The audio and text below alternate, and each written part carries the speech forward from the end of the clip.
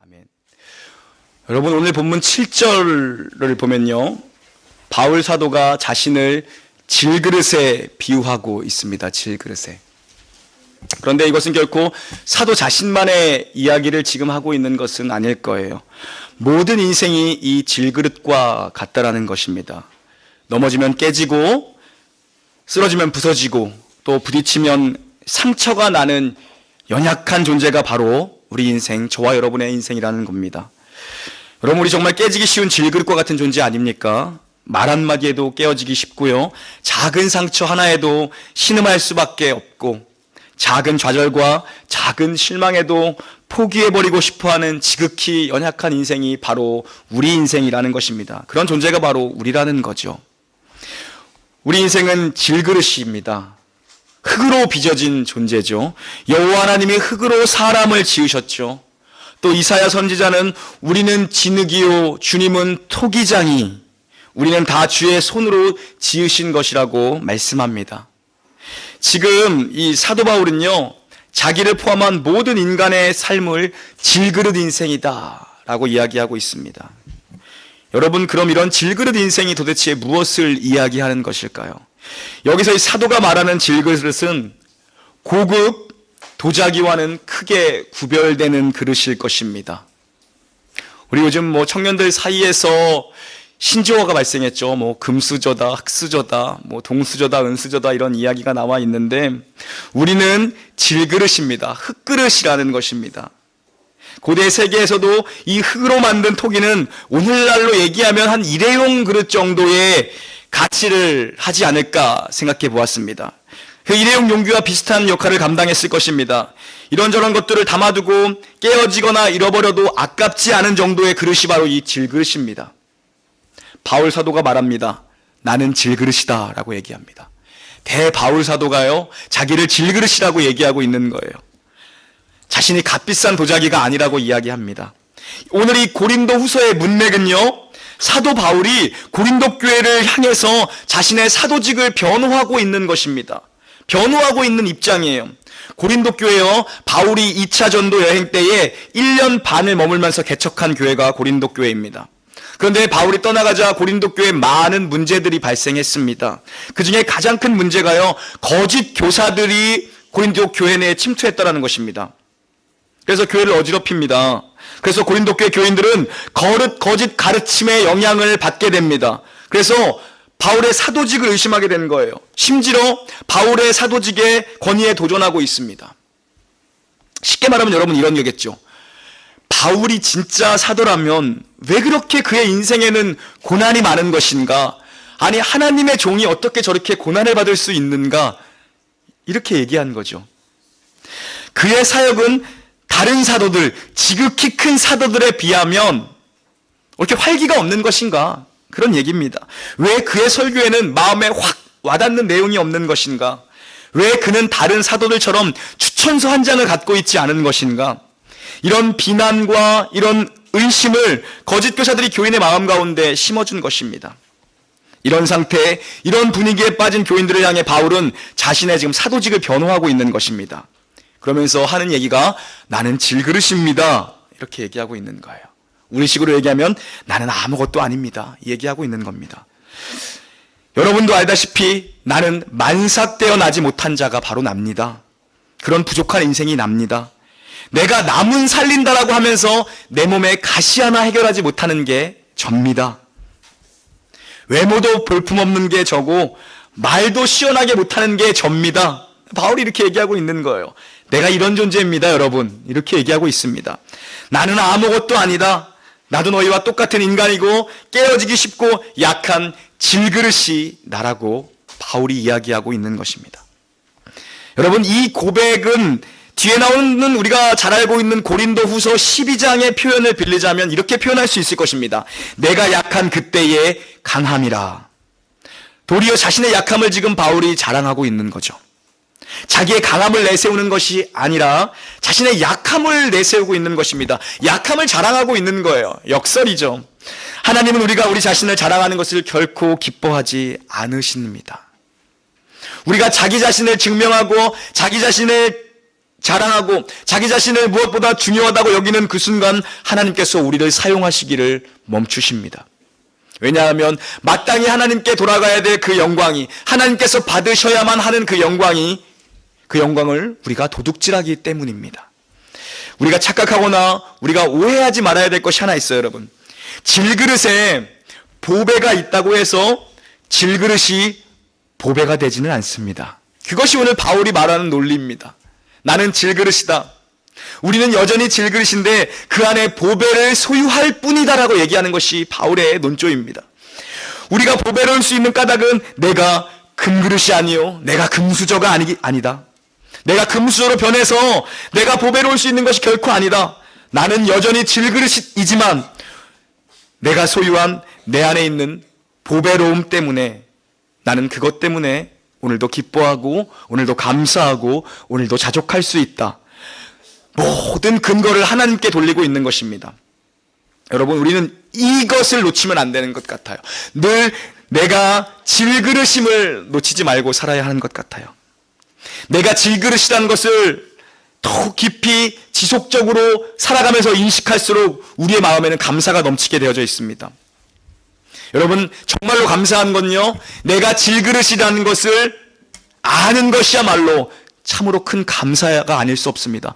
여러분이 그래, 나는 질그릇이야, 나는 깨어지기 쉬운 질그릇이야, 이것을 고백할수록 감사가 넘치게 된다는 거예요. 그러나 비극은요, 질그릇이 금그릇으로 착각하고 사는 것은 큰 비극이라는 것입니다. 우리는 다 잠깐 쓰임을 받다가 주님 앞에 가게 될 존재들입니다, 여러분. 흙으로 지어져서 다시 흙으로 돌아갈 게 저와 여러분의 삶이라는 거죠. 이것이 질그릇의 사명입니다. 꼭 기억해야 할 것은 보배를 담고 있다는 그 자체가 질그릇에게 가장 큰 영광이라는 것을 놓치면 안 돼요. 내가 금그릇으로 변해서 내가 어떤 아름다운 보석으로 변한 것이 아니라 나는 여전히 질그릇이지만 내 안에 있는 그 보배를 소유한 것, 그것이 가장 큰 영광이라는 것입니다. 여러분 안에 그리스도의 생명을 소유한 것, 그것보다 큰 영광은 신자에게 없습니다, 여러분. 사랑하는 여러분,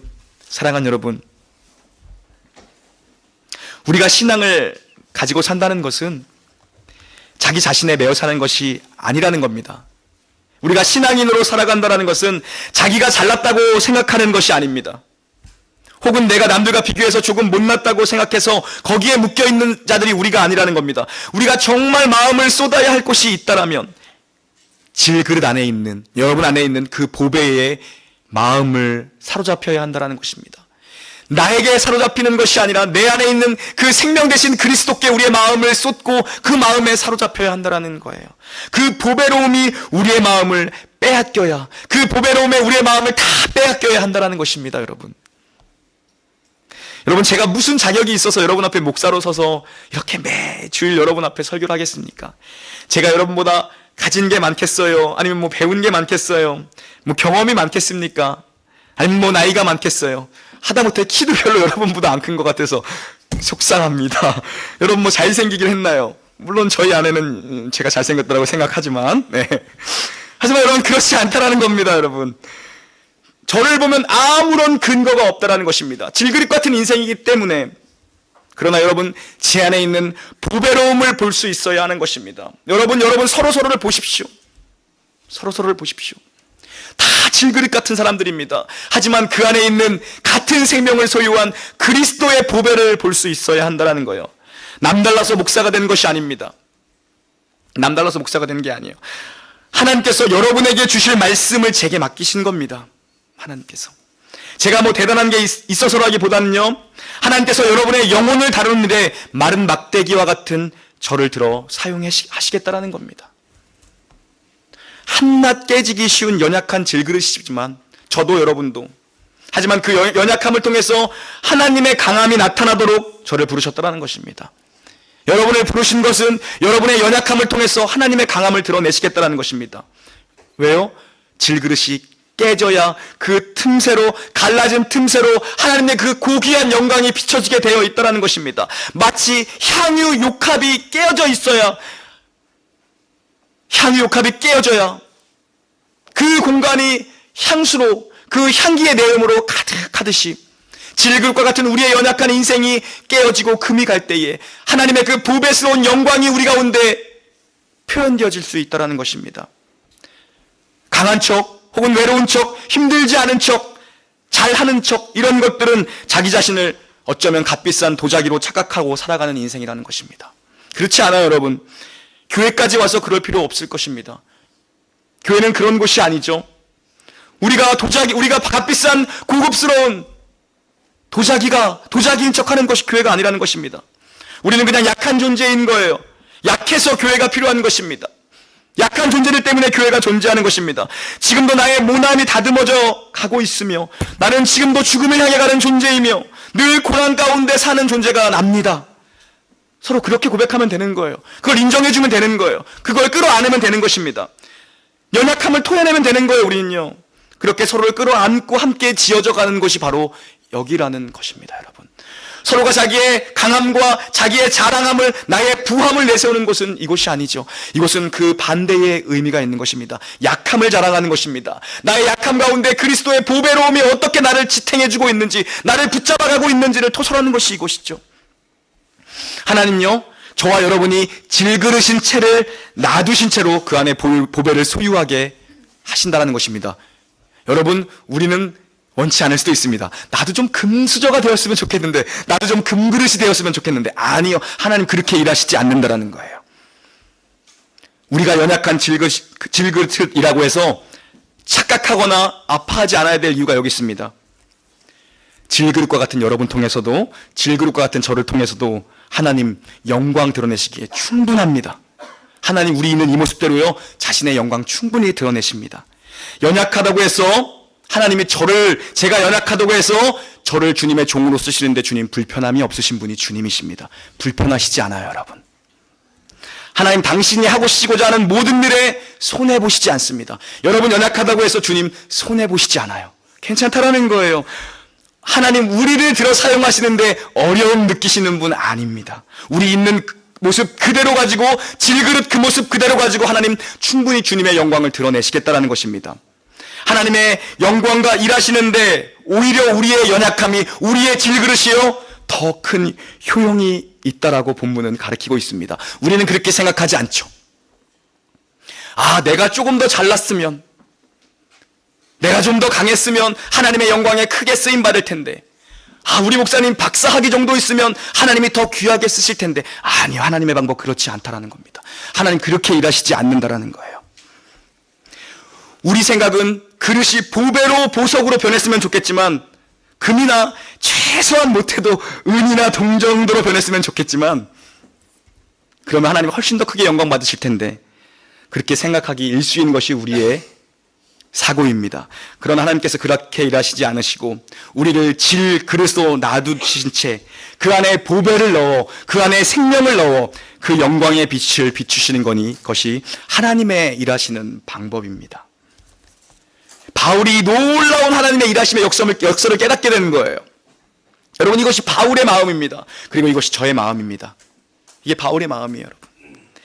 저의 깨어진 심령을 통해서 그 갈라진 틈 사이로 새어져 나오는 그리스도의 영광을 여러분이 보실 수 있다면, 그 하나님의 영광스러운 빛이 저의 깨어진 이 진흙과 같은 모습을 통해서 여러분에게 비추어질 수 있다면, 하나님은 저를 더 깨트리실 것이고 더 낮추실 것이고 그 안에 더 밝은 영광의 빛을 보게 하시겠다라는 것입니다.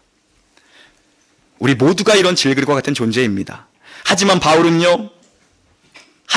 이제 얘기합니다. 내가 이 질그릇과 같은 존재이지만 내 안에 담겨진 것에 대해서는 나는 곁닫고 양보하거나 포기할 수 없다라고 얘기합니다.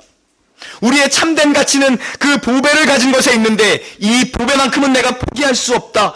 6절을 함께, 오늘 본문은 아니지만 6절을 봉독해 보겠습니다. 6절입니다. 시작.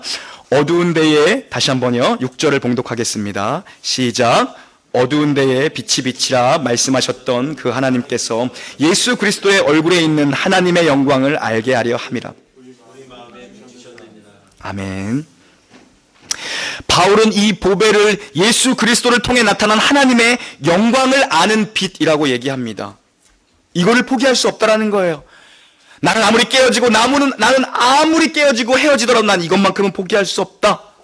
그리스도 안에서, 예수 그리스도 안에서 우리는 하나님이 누군지를 알게 되었다는 것입니다. 그 보배는 하나님을 아는 것이고 그리스도 안에서 나타난 생명의 빛, 진리의 빛이라는 거예요. 바울은 이 하나님을 아는 지식이야말로 내가 포기할 수 없는 최고의 가치라고 얘기합니다. 다른 것 다 포기해도 난 이것만큼은 포기할 수 없다. 마태복음 13장에 가시면 우리 천국 비유를 볼 수 있습니다. 여러분, 농사를 짓다가 밭에 감추인 보화를 발견한 그 사람을 보십시오. 여러분, 자신의 모든 재산을 다 팔아서 그 밭을 사지 않습니까? 그 밭에 관심이 있었던 사람이 아닙니다. 그 밭 안에 숨겨진 그 보화가 너무나도 귀중했기 때문에 이것저것 따질 여유도 여건도 생각도 없던 것입니다. 어떠한 대가를 지불하더라도 나는 그 밭을 소유하겠다, 그 밭을 사드립니다. 거듭난 신자들이 그 질그릇 안에 엄청난 그 영광스러운 보배를 가졌다는 것, 하나님의 영광을 자신 안에 담고 있다는 것, 복음의 영광을 알게 되었다는 것, 실로 놀라운 사실입니다. 여러분, 이것은 감당할 수 없는 은혜입니다. 그 보배를 제가 또 여러분이 가지고 있다는 것입니다. 우리가 질그릇 같지만 여러분이 그 보배를 소유한 자라는 거예요. 바울이 어떤 사람입니까? 히브리인 중에 히브리인이요, 율법으로는 바리새인이요, 열심으로는 그를 당해낼 자가 없던 사람입니다. 우리식으로 얘기하면 정말 금수저입니다. 이 사람은 모자랄 것 하나 없는 사람입니다. 이 사람이요. 그런 바울이 자기가 내세울 수 있을 만한 모든 것을 내려놓습니다. 남들이 보기에는 자기에게 유익하다라고 여겨질 만한 모든 것을 이 바울이요 배설물로 여깁니다. 왜요?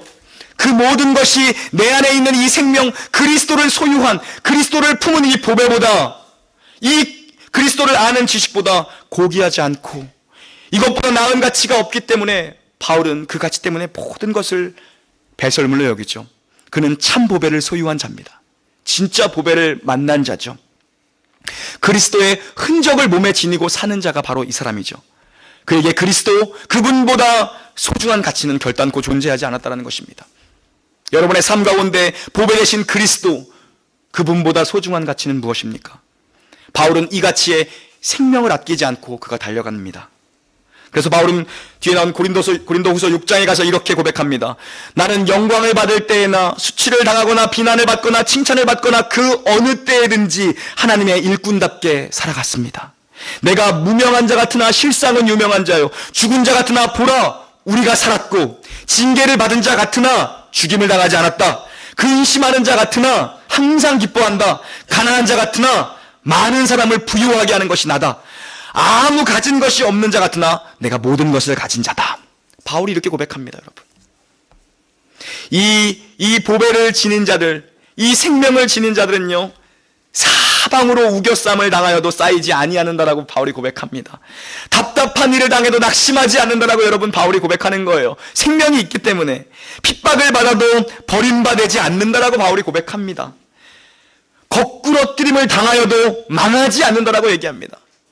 우리가요 망하는 인생이 아니라는 거예요. 우리는 망할 수 없는 인생이라는 거예요. 그리스도인들에게 이렇게 사방으로 우겨쌈을 당하는 일, 답답한 일을 당하는 일, 핍박과 거꾸러뜨림을 당하는 일 있을 수 있습니다. 그러나 결단코 망하지 않는 것이 저와 여러분의 인생이라는 것입니다. 왜요? 우리 질그릇이지만 그 안에 보배를 소유했기 때문이죠. 낙심하지 말아야 합니다. 어떤 일이 우리에게 일어나도 낙심하지 말라고 성경은 도전합니다. 내가 그리스도인이기에, 내가 보배를 가졌기에 결코 망하지 않으니 낙심하지 말라는 것입니다. 내가 도자기라서가 아니라 내가 질그릇이지만 보배를 가졌기 때문에 결단코 망하지 않는다는 거예요.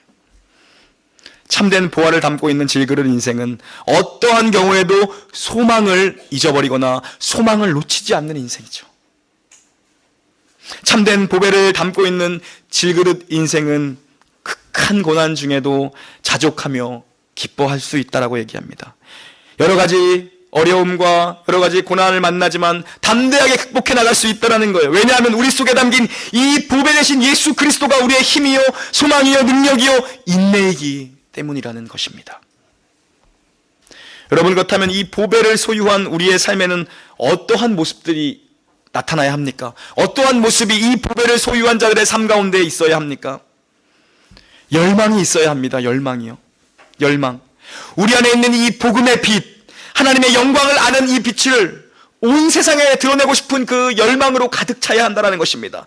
그래서 하나님을 영화롭게 하려는 그 열망, 비록 나는 깨어질지라도 이 깨어짐의 아픔을 통해서라도 하나님의 영광이 나를 통하여서 발산되어질 수 있다면, 내가 깨어지는 고통을 감수하더라도 더욱 그렇게 되기를 원할 수 있는 이 진실한 열망함이 있어야 된다는 것입니다.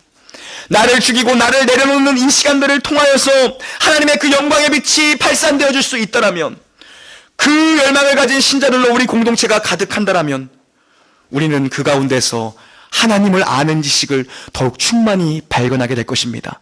하나님이 어떤 분인지 발견하게 될 거예요. 공동체를 향한 하나님의 마음을 보게 될 것입니다. 자기 깨어짐의 길을 통하여서. 주님께서 우리를 먼저 복음을 알게 하신 목적은요, 편안하게 살아라, 잘 살아, 너 잘 살아라, 그게 아니죠. 하나님을 더 깊이 알고 그분을 더 깊이 신뢰하게 하시려는 것입니다. 여러분을 그래서 먼저 부르시는 거예요. 복음의 목적은 나로 하여금 그리스도와 깊은 사랑과 교제 가운데 빠지게 하고 그분의 영광을 너무나도 사모한 나머지 나의 고난이 그분의 가치를 비춰낼 수 있다면, 나의 이 십자가 길, 이 가시밭 길이 그분의 가치를 드러내는 길이라면 마땅히 그 길을 걸어갈 수 갈 수 있게 하기 위해서 우리를 부르신 겁니다. 고난을 참아낼 수 있는 힘을 주시고 능력을 주님께서 주신다라는 거예요. 복음의 목적은 또한 우리가 이 세상에서 편안함이나 어떠한 부유함이나 어떠한 안전함을 누리게 하는 것이 아니라 그리스도를 끝까지 의지하고 그분의 영광으로 기뻐하게 하는 것입니다, 여러분. 그러므로 우리가 복음 때문에 기꺼이 고난을 선택한다면, 복음 때문에 고난의 길을 선택한다면 그것으로 하나님의 영광을 빛나게 되고 하나님의 우리를 통해서 영광을 받으시겠다라는 것입니다. 그래서 사도 바울이 뭐라고 얘기합니까? 보이는 것이 아니라 보이지 않는 것에 자신의 시선을 고정한다라고 말하고 있습니다. 왜요? 보이는 것은 잠깐이지만 보이지 않는 것은 영원한 가치라는 사실을 사도 바울이 배웠습니다. 지금 너희들 눈에 보이는 질그릇과 같은 나의 모습은 잠깐이지만 내 안에 있는 그 생명은 영원한 것이다. 18절을 함께 봉독해 보겠습니다. 18절 말씀입니다. 시작. 우리가 주목한 것은 보이는 것이 아니요 보이지 않는 것이니 보이는 것은 잠깐이요 보이지 않는 것은 영원함이라. 여기서 보이는 것은 질그릇과 같은 우리의 인생입니다. 하지만 그 안에 있는 육안으로는 볼 수 없으나 믿음의 눈으로 볼 수 있는 그 하나님의 영광, 이곳에 모인 여러분 한 분 한 분 가운데 있는 그 하나님의 영광을 보셔야 합니다. 한 분 한 분 가운데. 마지막으로 도전하겠습니다. 바울 사도는요, 본문 10절에서 우리가 항상 예수 죽인 것을 몸에 짊어진다라고 얘기합니다. 예수 죽인 것을 짊어진다라고 얘기합니다. 부활하신 예수 그리스도를 만난 이후에 바울에게 가장 중요한 가치는요, 자기 목회 성공하는 게 아니었습니다. 사역에 성공하는 게 아니었어요. 자기를 멋있게 증명하는 게 아니었습니다, 여러분. 오직 예수의 생명이 자기 안에 나타나게 하는 것이었습니다. 그것이 바울이 사는 것이었어요. 어떻게 해요? 자기의 고난과 죽음을 통해서 그 길을 바울이 걸어간 것입니다. 가면은 고난이 있을 걸 알지만 바울은 간 것입니다. 사람들이 만류해도 간 것입니다. 고난이 있는 것, 죽음이 기다리고 있어도 간 것입니다. 왜요? 그것이 사명이고 그것이 생명을 나타내는 길이었기 때문이에요, 여러분. 그래서 바울 사도가 바라는 것은 이 마음이었습니다. 12절 봉독하겠습니다. 말씀을 한 절 한 절 곱씹으면서 봉독하겠습니다. 12절입니다. 시작. 그런즉 사망은 우리 안에서 역사하고 생명은 너희 안에서 역사하느니라. 그런즉 사망은 우리 안에서 역사하고 생명은 너희 안에서 역사하느니라. 이것이 바로 바울이 얘기하는 십자가의 원리입니다. 이것이 십자가의 돈 거죠. 너희가 생명을 얻어 살아가도록 내가 이렇게 고난 가운데 있다라고 얘기하는 것입니다. 바울은 고난을 대적하기보다는요, 고난을 끌어안았습니다.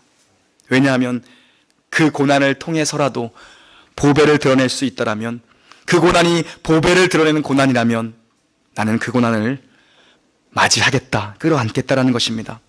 그래서 바울 사도는요, 너희가 생명을 얻을 수가 있다면, 고린도 교회 교인들이요, 여러분이 생명을 얻을 수만 있다면, 여러분들이 깨달을 수만 있다면 나의 고난은 참으로 가치 있는 고난입니다. 사망은 내 안에, 여러분 안에 생명만 있다면 나는 그 길을 걸어갑니다라는 것입니다. 내가 죽어 여러분이 생명을 얻을 수 있다면 나는 그 길을 기꺼이 가겠습니다라고 바울이 고백하는 거예요. 하나님 일하시는 법칙은요, 언제나 십자가입니다, 여러분. 하나님 똑똑한 자를 들어 사용하지 않습니다. 하나님 부한 자를 들어 사용하지 않습니다. 하나님은 십자가를 들어 사용하십니다. 참 이상한 방법이죠. 전 하나님이 이 방법 좀 안 쓰시기를 기도하는 사람 중에 한 명이 접니다. 하나님이. 그런데 하나님 이 방법을 고집하시는 게 하나님입니다. 언제나요. 많은 교회들이 세워집니다. 하나님 그 교회들을요 다 이 방법을 들어 사용하셔서 그렇게 든든하게 세우신 겁니다. 때론 이 방법이 우리는 이해되지 않습니다. 때론 그 방법을 피하고 싶습니다. 하나님 고집스럽게 그 방법을 들어 사용하십니다. 뭐죠? 한 알의 밀알이 땅에 떨어져 썩어지는 방법으로 열매를 맺겠다라는 것입니다. 저 여러분에게 생명이 나타난 것은 누가 죽었기 때문입니까? 예수님 죽었기 때문이죠. 예수님 죽었기 때문입니다. 여러분이 십자가를 마음에 새기고 있고 여러분이 하나님 앞에 무릎 꿇고 있는 한, 제가 십자가를 마음에 지고 있고 여러분의 영혼을 가지고 제가 무릎 꿇고 있는 한, 질그릇과 같은 우리를 통해서도 얼마든지 하나님 영광 받으실 것이고 얼마든지 하나님 교회를 세우실 것이고 얼마든지 기적을 이루시겠다라는 것입니다. 오늘도 한 알의 밀알이 되어 썩어지라고 주님께서 도전하십니다. 때로는 속이 썩더라도 그것이 생명을 살리는 길이라면 포기하지 말고 인내하라고 주님께서 말씀하십니다. 질그릇은요 여러분 시간이 다하면 부서지고 여러분 버려질 것입니다. 땅에 묻혀지고 버려질 것입니다. 질그릇의 영광은 겉에 있지 않고 속에 무엇을 담고 있느냐라는 것이 질그릇의 영광입니다. 한 주간도 하나님의 영광 앞에 여러분 자신을 드리십시오. 그리고 여러분 안에 계시는 보배로우신 그리스도로 인하여 기뻐하시는 인생 되시기를 우리 주 예수 그리스도의 이름으로 축원합니다. 아멘. 우리 마지막으로 12절 함께 봉독하고 찬양하겠습니다. 12절입니다. 시작.